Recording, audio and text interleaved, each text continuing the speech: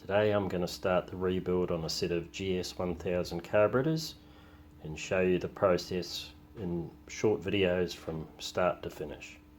Okay, here they are all assembled and finished. Come up not too bad. Throttle's nice and loose.